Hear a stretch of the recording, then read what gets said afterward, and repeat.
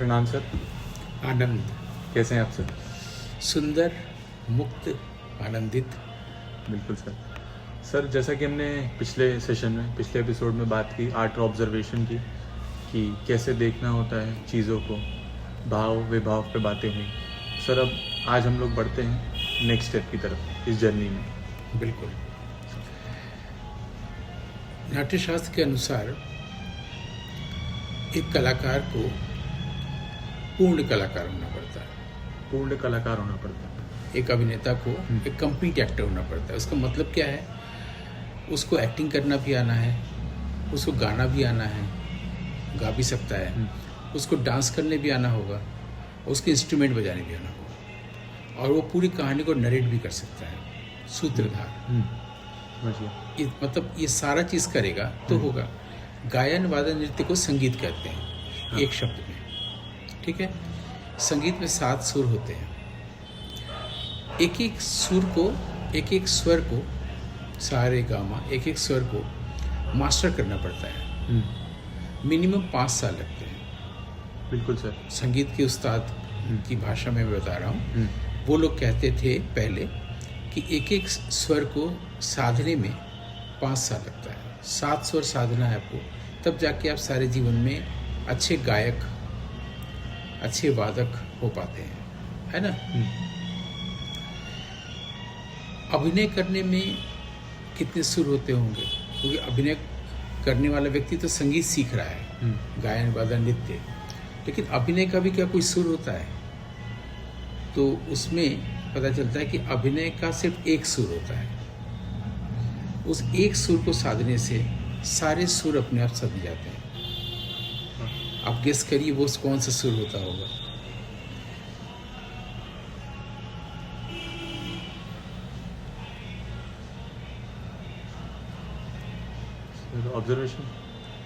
Observation जो कर रहा है वो कौन है? माने किसके जरिए वो ऑब्जर्वेशन कर रहा है? आँख के जरिए कर रहा है कि कान के जरिए? किस चीज़ के जरिए कर रहा है? उसके पास इंस्ट्रूमेंट क्या ऑब्जर्व करने का? सर ऐसे देखा जाए तो माइंड है। यानी आँख नहीं है ना, माइंड है। और माइंड में ही दुख, सुख, गुस्सा, घृणा सब भरा हुआ है, प्रेम सब भरा हुआ है। उसी का तो डिपिक्शन होता है ड्रामा में। बिल्कुल सर। यानी माइंड को साधने से सब हो सकता है। क्या बात है। हाँ, है ना। यानी माइंड ही वो एक सुर है जहाँ पर सुर को लगना होता है, सुर लगना। तो हम लोग ये कह सकते हैं कि वहाँ पर सब है ही पहले से, गुस्सा भी है, घृणा भी है, सब कुछ है। तो जब ड्रामा करना होगा तो सबको बाहर निकाल देंगे। तो क्या इतना करने से वो ड्रामा हो जाएगा? एक स्क्रिप्ट होगी, लाइंस होंगी, उसमें गुस्सा होगा तो हमारे भीतर गुस्सा है ही है? नहीं होगा तो नहीं। क्योंकि फिर एक कलाकार में, एक आम आदमी में क्या फ़र्क रह जाएगा, या एक कलाकार में, एक दर्शक में क्या अंतर रह जाएगा? उसके पास गुस्सा है लेकिन वो अभिनेता नहीं है, वो नहीं कर सकता। फ़र्क कहाँ आ रहा है? गेस करिए। सर फर्क आ रहा है, जैसे अगर मैं बात करूँ हर एक पहलू में, तो मुझे सबसे पहले लग रहा है कल्पना में। जैसे वही बात, कल्पना तो ऑडियंस भी कर सकता है। अगर वो कल्पना नहीं करेगा तो वो समझ ही नहीं सकता है कि आप राम हैं, आपको जो दुख मिला है तो कितना दुख आप महसूस कर रहे होंगे वैदेही के चले जाने से, सीता के चले जाने से। तो कल्पना करेगा दुख की ना, तभी तो वो उसके पास दुख आएगा। हाँ और कुछ गेस करिए सर। और उसके पास भी गुस्सा है, आपके पास गुस्सा है, आप मंच पर हैं, वो आपको देख रहा है ऑडियंस के हिसाब से। तो जो जो चीज़ आपके पास है वही उसके पास है, क्योंकि content of consciousness is same. आपकी जितना भी जो जो चीज़ है, दुख सुख को फील करना, गुस्सा, घृणा, ईर्ष्या, प्रेम, प्रेम पाने की इच्छा, प्रेम करने की इच्छा, सुरक्षा की चाह, असुरक्षा की भावना, ये ऑडियंस में भी है, बिल्कुल, और आप में भी है। तो फिर एक्टर क्या ऑडियंस से इसलिए भिन्न है कि वो बहुत तेज़ आवाज़ में डायलॉग बोल सकता है या वो डांस कर सकता है? नहीं सर। तो फिर फ़र्क कहाँ पर आ रहा है? जो जो चीज़ उसके पास है, यानी कि माइंड, इसी एक सुर को साधने की बात हो रही है ना। और एक्टर भी है, दोनों में कॉमन है। फ़र्क कहाँ पर हो रहा है? जस्ट गेस करिए, और कुछ नहीं। सर क्या ये हमारा जो पहला स्टेप था, जो पहला एपिसोड था, आर्टिस्टिक एनर्जी, वो हाँ, कह थोड़ा सकते सा आप 50% से ज़्यादा सही उत्तर दिए। गुस्सा को ही कलात्मक रूप से प्रस्तुत करना है, हम्म, प्रेम को तो कलात्मक रूप से प्रस्तुत करना है, हाँ। ईर्ष्या को भी, घृणा को भी। ये सुनने में अजीब लग सकता है कि ऐसा कैसे, उसके पास भी ईर्ष्या है, लेकिन वो ईर्ष्या को सीधे व्यक्त करता है। आप ईर्ष्या को कलात्मक रूप से व्यक्त करते हैं। आप ईर्ष्या को कलात्मक रूप से व्यक्त कर रहे हैं, इसीलिए वो देख रहा है और खुश हो रहा है। घर में घर का कोई सदस्य जब कुछ ऐसा कुछ बोल देता है जिसको कहते हैं कि जला भुना या अप्रिय, तो आप क्या करते हैं, बाहर तुरंत गाड़ी स्टार्ट करते हैं, बाहर निकल आते हैं। हाँ, उस परिवेश से हटने के लिए ना, रिलैक्स होने के लिए। हाँ, लेकिन वही कैरेक्टर जब सिनेमा के पर्दे पे आता है तो उसको बहुत चाव से आप देखते हैं। बिल्कुल सर। तो यहाँ पर क्यों आप हट गए थे, वहाँ पर क्यों देख रहे हैं? क्योंकि वहाँ पर कलात्मक रूप से उसी चीज़ को पेश किया है। हाँ, अगर वो आपको डायरेक्ट बोले बिना कलात्मक रूप से, तो आप हॉल से भी बाहर निकल आएंगे बिल्कुल। कि तुम सिनेमा देखने आए हो, तुमको एग्जाम नहीं देना, अभी तुम IAS का प्रीलिम देना है ना। हाँ, अगर वहीं से कोई बोले, हाँ, पहले तो ललिता पवार होती थी तो ऐसी हाँ। सास, ऐसी ननद, हाँ, फिर उसके बाद हिमानी शिवपुरी आई। वो अगर अपना रोल छोड़ के सीधे आपको बोलने लगे कि तुम कितने घृणित व्यक्ति हो या कुछ भी, तो आपको बुरा लगेगा, आप हॉल से बाहर आ जाए, सबके सामने बेइज्जती हो जा रही है। इसका मतलब ईर्ष्या एक्टर के पास भी है, ईर्ष्या ऑडियंस के पास भी है।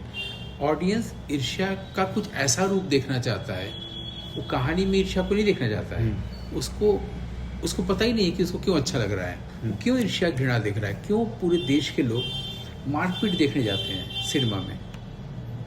मारपीट किसी को भी पसंद नहीं है। वो घर में आराम से बैठ के कुछ खाते हुए, जाड़े में चूड़ा मटर खाते हुए, हाँ। साउथ इंडियन फिल्म देख रहा है जहाँ मारपीट हो रही है। बिल्कुल सर। ऐसा वो सड़क पर नहीं करता। हाँ, ऐसे ही एक बार जब उनसे पूछा गया था कादर खान साहब से कि फिल्म का असर होता है तो बुरी चीज़ें क्यों दिखाई जाती हैं, बोला बिल्कुल नहीं असर होता है। उन्होंने कहा था क्योंकि अगर 5 गुंडों को अमिताभ बच्चन अकेले पीट रहा है, आपने कहीं सड़क पर देखा है ऐसा होते हुए? कहाँ असर होता है? अगर होता तो फिर आप बहादुर हो जाते। कितना अच्छा तर्क है। हाँ, उसी तरीके से हर चीज़ को आर्टिस्टिक बनाना ही माइंड को सुर में लाना है। हाँ, तो अगर सुर लग गया तो आप एक्टर हैं। उसके लिए आपको 2 साल का 10 साल का कोर्स करने की ज़रूरत ही नहीं है। बिल्कुल नहीं। वो 1 मिनट में भी हो सकता है और बहुत साल तक भी हो सकता है। माइंड को सुरीला बनाना है। माइंड को सुरीला बनाने का मतलब अपने गले को सुरीला बनाना नहीं। हाँ। कि आप अच्छा गा रहे हैं। हाँ, माइंड को सुरीला बनाने का मतलब है आपके पास जो भी चीज़ें नेगेटिव हैं वो नहीं रहेंगी। आपके पास ईर्ष्या नहीं होगा, आपके पास घृणा नहीं रहेगी, आपके पास क्रोध नहीं रहेगा, आपके पास सुरक्षा की चाह नहीं रहेगी, आपके पास प्रेम पाने की, प्रेम करने की इच्छा नहीं रहेगी, आपका शांत मन होगा। आपका शांत मन होगा तो फिर ये प्रश्न आ सकता है कि फिर ईर्ष्या को पोर्ट्रे कैसे करेंगे। हाँ सर। आप जानते हैं ईर्ष्या को, अब आप जीते नहीं है ईर्ष्या को, आप जानते हैं खाली इतना ही बहुत है ना हाँ, कि ईर्ष्या बहुत क्या है। होती है, लेकिन आपके मन से नहीं है। अब ये जो शांत मन है, इसको हमारे यहाँ भरत मुनि के नाट्यशास्त्री कमेंट्री करते हुए एक बहुत बड़े ऋषि ने कहा था, शांत रस। जो लोग कहते हैं 9 रस होते हैं, 9 रस होते हैं, 9 रस कैसे आप पोर्ट्रे करेंगे स्टेज पर? 8 ही रस होते हैं। श्रृंगार, हास्य, करुण, रौद्र, वीर, भयानक, विभत्स और अद्भुत। 8 रस होते हैं। शांत रस के लिए आप पूरे 3 घंटा 1 घंटे तक चुपचाप बैठे रहेंगे शांत। शांत रस को गलत समझ रहे थे लोग। एक्टर भी नहीं समझता और टीचर्स भी समझा नहीं पाते। वो उनको बोलना चाहिए 8 रस होते हैं, इनका पोर्ट्रेयल होता है, लेकिन 9 रस के बिना आप 8 रस नहीं दिखा सकते। जैसे आकाश नहीं होगा, बादल बनेंगे कहाँ पर? बिल्कुल सर। तो आकाश होगा तो बादल बनेंगे और बरसेंगे ना। तो शांत रस होगा तो ईर्ष्या बनेगा, बरसेगा, क्रोध बनेगा, बरसेगा, प्रेम बनेगा, बरसेगा। तो ये जो 8 रंग हैं, इसको ऑक्टेव भी कह सकते हैं। संगीत में 7 स्वर होते हैं, अभिनय में 8 भाव होते हैं, स्थायी भाव, परमानेंट इमोशंस होते हैं, 8 रस होते हैं। एक्टर के लिए ड्रामा में वहाँ 7 था, ये 8 को अंग्रेजी में ऑक्टेव कहते हैं, क्योंकि वेस्टर्न क्लासिकल म्यूजिक में ऑक्टेव होता है, 8 होता है, हमारे यहाँ 7 होता है। तो उसको इन जनरल ऑक्टेव भी कह दिया जाता है भारत में, लेकिन है वो 7 सप्तक। लेकिन यहाँ पर 8 भाव है, 8 रस हैं, भाव ही रस है। तो 8 भाव जो हैं उस 8 को ट्यून्ड करने के लिए आपको एक जगह पर आना पड़ेगा, वो है कि शांत मन की प्रतिष्ठा करनी पड़ेगी। वो ट्यून हो गया, फिर आपको किसी स्कूल की ज़रूरत नहीं, किसी टीचर की ज़रूरत नहीं, डायरेक्टर की तो ज़रूरत पहले से ही नहीं है। बिल्कुल सही। यानी शांत रस पहला रस है, शांत होना सबसे ज़रूरी है। शांत होना अभिनेता की कमाई है। हाँ, ये तो है सर। शांत अगर है तो उसको बाकी जो भौतिक कमाई अपने आप हो जाएगी, शोहरत की, पैसे की, अपने आप हो जाएगी। पहले उसको शांत होना है। अब उसी बीच मैंने एक बात बोला, भाव ही रस है, यानी रस का मतलब है इफेक्ट, प्रभाव। भाव ही प्रभाव है। इस पर हम लोग बाद में भी बात कर सकते हैं, और या अभी खाली इतना कह दें कि क्यों कहा गया कि भाव ही रस है। अगर आप बिना भाव के एक पल भी हैं मंच पर या कैमरे के आगे, तो ऑडियंस को अच्छा नहीं लगेगा, वो उसको एक रस लगेगा, मोनोटोनस। बिल्कुल सही। यानी एक्टर को हर पल रस क्रिएट करना पड़ता है। तो रस क्रिएट कैसे करेगा? एक रस बनाएगा, फिर दूसरे रस में जब जाएगा तो पहला रस मर जाएगा। लेकिन ऐसा जीवन में नहीं होता है। जब आप शांत होंगे तो आपको दिखाई देगा कि मान लीजिए कल आपने कोई खूबसूरत युवती को देखा था, ठीक, अभी आप कॉफ़ी पी रहे हैं, वो नहीं दिख रही, तो क्या वो मर गई है? नहीं, वो कॉफ़ी में आप दिख सकती है। हाँ, बिल्कुल सही। तो मरती नहीं है, या कोई मरता नहीं है, उसका रूपांतरण हो जाता है। हाँ। और अब आप वो कॉफ़ी में उसको देख सकते हैं। फिर कॉफ़ी ख़त्म हो गई तो क्या कॉफ़ी ख़त्म हो गई? नहीं। अब आप कुछ और जो देख रहे हैं उसमें कॉफ़ी चलेगी। कॉफ़ी चलेगी। तो ये रूपांतरित होता रहता है। तो आप जब प्रेम में हैं एक्टिंग करते समय, फिर गुस्सा आया तो प्रेम गया नहीं, तो ये जो गुस्से में आ गया। इसलिए एक्टिंग मेथड ऐसे भरत मुनि बनाते हैं नाट्यशास्त्र में कि 8 रस आप जो लिए, आप देखिएगा डांसर्स क्या करते हैं स्टेज पर, 8 भाव दिखाते हैं अपने पूरे आंगिकी में। श्रृंगार ऐसे, करुण, चेहरा वैसा हो जाएगा, भय, वीर, रौद्र दिखाते हैं ना। तो एक्टर को पूछना चाहिए उस डांसर से कि हम एक्टिंग करते समय इसका प्रयोग कैसे करें। हम रौद्र दिखाएं, रौद्र का रोल है तो रौद्र दिखाएं, फिर हास्य का रोल है हास्य दिखाएं, कैसे करें? माने श्रृंगार दिखाएं, श्रृंगार से फिर रौद्र में आए, रूपांतरित करें, कैसे इसको कैसे प्रयोग में लाएं। तो आपके लिए क्या, आप कैसे गेस करते हैं कि कोई स्क्रिप्ट है और उसमें आपको 8 भाव का प्रयोग करना है, 8 रस का, तो आप एक रस से दूसरे रस में कैसे जाएंगे, या 8 को या 6 को या 5 को कैसे दिखाएंगे? श्रृंगार 8 आपको याद हो गया ना? हाँ। श्रृंगार, हास्य, करुण, रौद्र, वीर, भयानक, विभत्स यानी कि घृणा, और अद्भुत। अब 8 को आपको दिखाना है, कैसे दिखाएंगे? तो सबसे पहले तो मैं लाइंस पढ़ूंगा जो मुझे दी गई हो, फिर हर एक लाइन का मतलब समझूंगा। तो जैसे एक पैराग्राफ है तो पहले उसका होल में मीनिंग समझूंगा कि क्या है, फिर मैं इसको कैसे बोल सकता हूँ, या कौन सी लाइन में कौन से रस में यूज कर सकता हूँ। उसका किसी में श्रृंगार है, हाँ, किसी में क्रोध है, किसी में हास्य है। फिर आगे फिर सर मैं वैसे अलाइन करूंगा कि जैसे पहली लाइन मैं रौद्र रस में बोलूंगा, दूसरी लाइन तुरंत श्रृंगार रस में, फिर तीसरी वीर रस में, चौथी भय में। ऐसे आप जो बोल रहे हैं ये कोई भी व्यक्ति, इंटेलिजेंट व्यक्ति ऐसे ही बोलेगा, कॉमन सेंस से। हाँ। लेकिन ये एक्टिंग मेथड नहीं है। हाँ। एक्टिंग मेथड ये है कि जो पूरा नाटक है या पूरा स्क्रिप्ट है, वो कॉमेडी है कि ट्रेजेडी है कि वीरता से भरा हुआ है, वो 8 में से कोई एक होगा। हाँ। हो सकता है पूरी वो प्रेम कहानी हो। बिल्कुल सर। तो आपके मन में प्रश्न आएगा ना, क्रोध, ईर्ष्या, घृणा कहाँ गया? अभी आएगा। प्रेम में अगर आप हैं तो प्रेम में होते हुए आपको क्रोधित होना है। अब ये नया ऑब्जर्वेशन शुरू होगा। यानी आप अपनी गर्लफ्रेंड का वेट कर रहे हैं या गर्लफ्रेंड के साथ बैठे हैं और आप प्रेम से कुछ बात करना चाह रहे हैं, वहाँ पर एक असभ्य लड़का आके कुछ ऐसा कर रहा है जिससे आपको क्रोध आए। हाँ। तो आप वहाँ पर बिना प्रेम वाला क्रोध जो करते वो नहीं करेंगे। आप प्रेम में रहते हुए क्रोध करेंगे, और ये भी परवाह रहेगी कि आप अपनी गर्लफ्रेंड के सामने थोड़ा सभ्य भी दिखे। हाँ। और आपकी पूरी भाषा, पूरी जेस्चर बदल चुकी रहेगी। बिल्कुल सर। यानी प्रेम में घृणा करनी है। एकदम कठिन चीज़ आ गई ना, एक नई चीज़। हाँ सर। ये अभी तक सुनी नहीं गई दुनिया में, ये सुनी गई है नाट्य शास्त्र में कि आपको प्रेम कंटिन्यू करना है, क्योंकि प्रेम कहानी है। प्रेम में घृणा करनी है,